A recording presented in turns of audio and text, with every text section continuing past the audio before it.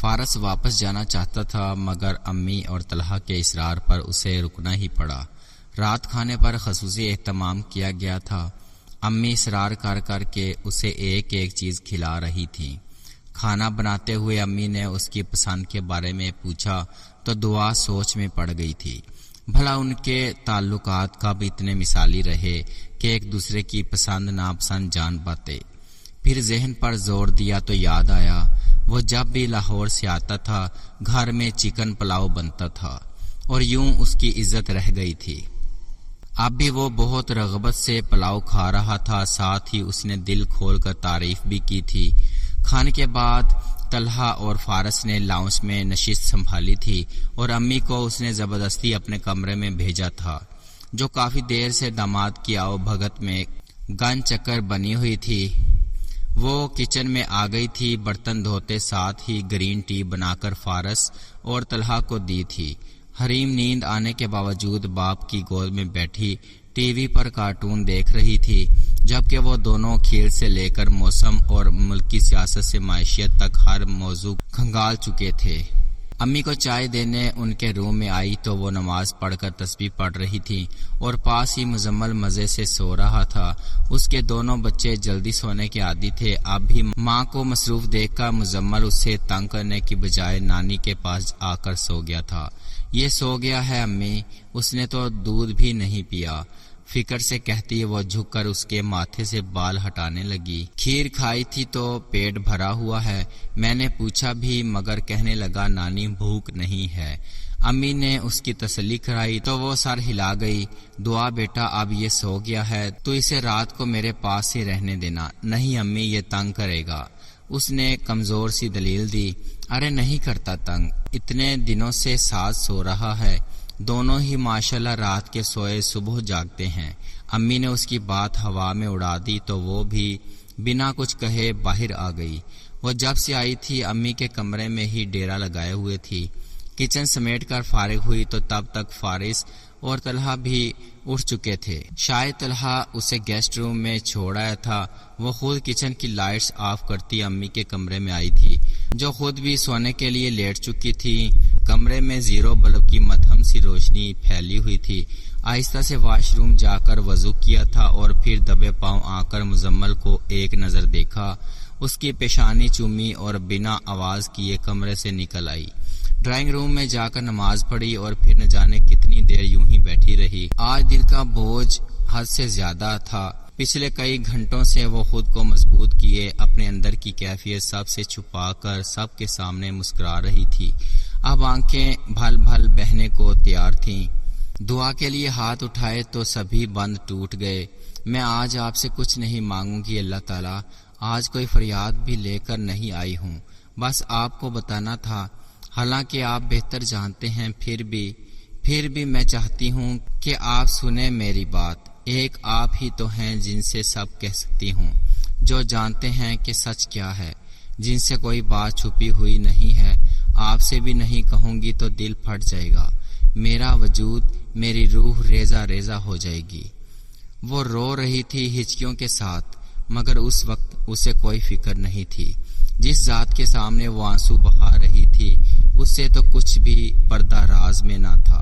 وہ 5 سالوں سے اسی کے آگے تو ٹوٹ کر ہار رہی تھی۔ اللہ تعالیٰ میں بہت تکلیف میں ہوں، آپ دیکھ رہے ہیں نا، یہ شخص 5 سال پہلے اذیت کی جس بھٹی میں مجھے جھونک کر گیا تھا، آپ جانتے تو ہیں، میری ذات بے نشان ہو گئی، میری روح تک گھائل ہو گئی، مگر اسے مجھ پر رحم نہیں آیا۔ میں گڑ گڑاتی رہی مگر اس نے مجھے اپنے قدموں کی دھول بنا کر ہوا میں اڑا دیا۔ وہ تکلیف آج بھی یاد آنے پر میرے رونگٹے کھڑے ہو جاتے ہیں۔ اب وہ پھر لوٹ آیا ہے، کیا ایک بار پھر میں ذلیل اور رسوا کی جاؤں گی؟ پچھلی بار تو سہ گئی تھی، اس بار تو مر ہی جاؤں گی۔ اللہ کتنی دیر گزر گئی تھی، اس کی آنکھیں خشک ہو گئی تھیں، مگر وہ وہیں گھٹنوں کے گرد دونوں بازو باندھے ان پر پیشانی ٹکائے بیٹھی رہی تھی۔ اتنا رو لینے اور کہہ دینے کے بعد دل کا بوجھ ہلکا ہو گیا تھا۔ وہ اٹھی اور جائے نماز تہہ کر کے رکھی تھی۔ گھر کی سبھی لائٹس آف کرتی وہ بوجھل قدموں سے کمرے کی جانب بڑھ رہی تھی۔ دروازے کی ناپ ہلکے سے گھماتی وہ اندر داخل ہوئی تو کمرے کی لائٹس ابھی بھی جل رہی تھیں۔ سامنے بیڈ پر حریم باپ کے گرد اپنے چھوٹے سے بازو کا حصار بنائے سو رہی تھی اور وہ پاس بیڈ گراؤنڈ سے ٹیک لگائے نیم دراز سا آنکھیں بند کیے ہوئے تھا۔ اس کا ہاتھ حریم کے نرم و ملائم بالوں میں ہلکے ہلکے چل رہا تھا، یعنی کہ وہ جاگ رہا تھا۔ پنکھا چلنے کی آواز کے باعث وہ دروازہ کھلنے اور اس کی آمد سے بے خبر رہا تھا۔ دعا کی سانس اٹک گئی تھی۔ پیچھے مڑ کر دونوں آنکھیں سختی سے میچے اس نے خود کو مضبوط کیا اور وہ دروازہ بند کرتی مڑی تو آپ کی بار گھٹکے کی آواز پر اس نے بھی آنکھیں کھول دیں۔ دعا کی نظر بھی اس کی جانب اٹھی تو اس کی نیند کے باعث ہلکے سرخ ڈورے لیے خمار آلود آنکھیں خود پر مرکوز دیکھ کر اس کا دل سکڑا۔ ذہن کے پردے پر دو سرخ لہو رنگ قہر برساتی نظریں نمودار ہوتی اس کی رہی سہی جان بھی نکال گئی تھی۔ اس کے چہرے سے نگاہ نے وال کلاک تک کا سفر کیا تھا جو 11:15 کا ہندسہ عبور کر رہی تھی۔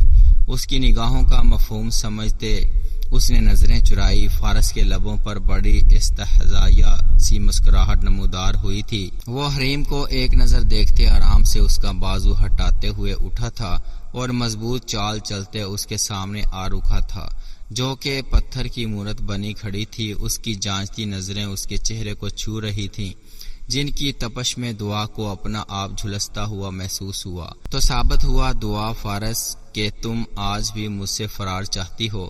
کمال ہے شوہر اتنے عرصے بعد واپس آئیں تو بیویاں خوشی سے نہال جی اٹھتی ہیں، مگر تمہارے چہرے پر تو موت کی سی سیاہی پھیل گئی ہے۔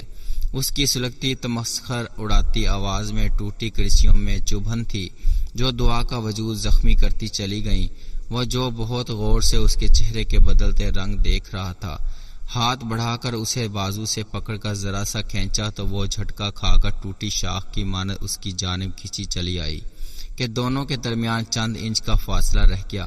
آنکھ سے ایک آنسو ٹوٹ کر گرا تھا۔ فارس کی گرم سانسیں اس کی سبھی پیشانی کو عرق آلود کر گئی تھیں۔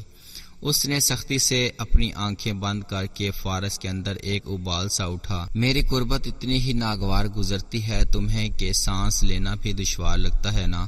چلو تمہارے لیے کچھ آسانی کیے دیتا ہوں۔ تم آج رات سکون سے سوچ لو کہ تمہیں زندگی میں آگے میرے ساتھ رہنا ہے یا نہیں۔ تمہارے پاس کل صبح تک کا وقت ہے۔ اگر تمہارا جواب نہ ہوا تو میں وعدہ کرتا ہوں میں تمہارے بھائی اور امی کو تمہاری سچائی بتائے بنا خاموشی سے اپنے بچے لیے یہاں سے چلا جاؤں گا۔ تم جب چاہو گی بچوں سے مل سکو گی، بلکہ میں خود انہیں تم سے ملوانے لایا کروں گا۔ ان کی نظروں میں تمہارا امیج ہمیشہ ایک اچھی ماں کا ہی رہے گا۔ میں انہیں کبھی تم سے بدظن نہیں کروں گا۔ اس کی بات پر اس نے تڑپ کر زخمی نگاہوں سے اس کی جانب دیکھا تھا۔ دونوں کی نظریں ملی تھیں، دونوں ہی کے چہروں پر تکلیف کے آثار نمایاں تھے۔ آنکھوں میں گزرے ماہ و سال کی اذیت و ملال کی کہانی رقم تھی، اور اگر تمہارا جواب ہاں میں ہوا تو وہ کچھ توقف کے لیے رکا تھا۔ نگاہیں اب بھی اس کے چہرے کا طواف کر رہی تھیں جو خوف کے مارے پھیلی آنکھوں میں خالی پن لیے اسے ہی دیکھ رہی تھی۔ تو میں تمہیں اپنے بچوں کے لیے ایک موقع دینے کو تیار ہوں۔ میں سب کچھ جو بھی تم نے کیا پس پش ڈال کر ایک نیا آغاز لینے کو تیار ہوں۔ گزرے سالوں میں بہت کوشش کے باوجود میں اپنے دل کو آمادہ نہیں کر پایا تمہیں معاف کرنے کے لیے۔ ہو سکتا ہے زندگی میں کسی مقام پر میرا دل یہ گنجائش نکال لے، مگر میں اتنا ضرور کہوں گا کہ میں تمہیں اپنے بچوں کی ماں ہونے کے باعث پوری عزت دوں گا، تمہیں اپنی بیوی کا درجہ بھی دوں گا، اور اس رات جو ہوا اس کا ذکر بھی کبھی نہیں کروں گا، مگر وہ محبت، مان و اعتبار کبھی نہیں دے پاؤں گا جس کی ایک بیوی حقدار ہوتی ہے۔ تم تسلی سے سوچو اور پھر فیصلہ کرو۔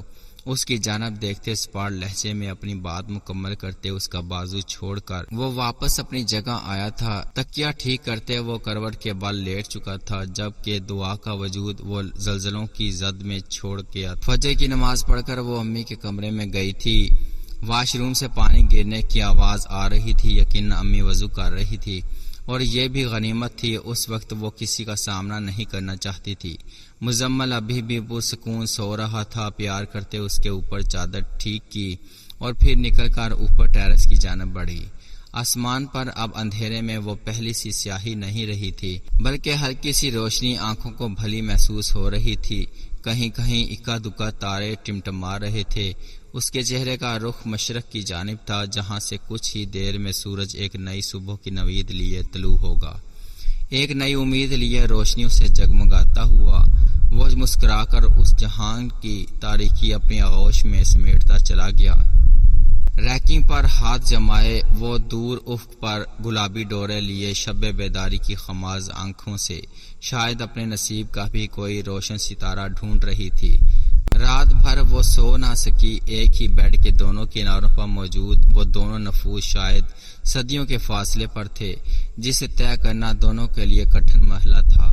اس کی پوری رات مختلف سوچوں اور خدشات کی نظر ہو گئی تھی۔ فارس نے اس کے سامنے دو راستے رکھے تھے، مگر حقیقت تو یہ تھی کہ وہ اسے کٹے پروں کے ساتھ اڑنے کا اذن دے رہا تھا۔ اس کے پاؤں میں فولادی زنجیریں ڈالے اس کو آزادی کا پروانہ دینا چاہتا تھا۔ وہ چاہ کر بھی اب اس قید سے رہائی اختیار نہیں کر سکتی تھی۔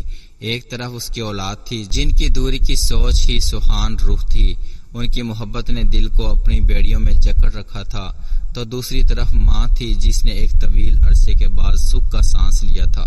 اب وہ ان سانسوں کو اپنے دکھ سے بوجھل نہیں کر سکتی تھی۔ اور پھر اس کی گھٹن زدہ تاریخ زندگی میں بھی اللہ تعالیٰ نے ایک روزن کھولا تھا۔ فارس اسے محبت نہ سہی اپنی زندگی میں جگہ دینے کو تیار تھا، اور اس کے لیے اتنا ہی کافی تھا۔ کم از کم اس کی ذات اس کے بھائی اور ماں کے لیے باعث تکلیف نہیں بنے گی۔ وہ اس کی طرح سے مطمئن رہیں گے، معاشرے کی نظر میں وہ سرخ روح ہوگی، اور سب سے بڑھ کر اس کے بچے اس کی ممتا بھری ٹھنڈی چھاؤں میں زمانے کی گرم و سرد ہواؤں سے محفوظ رہیں گے۔ رہی اس کی اپنی ذات تو وہ بہت عرصہ ہوا کہیں بہت پیچھے رہ گئی تھی۔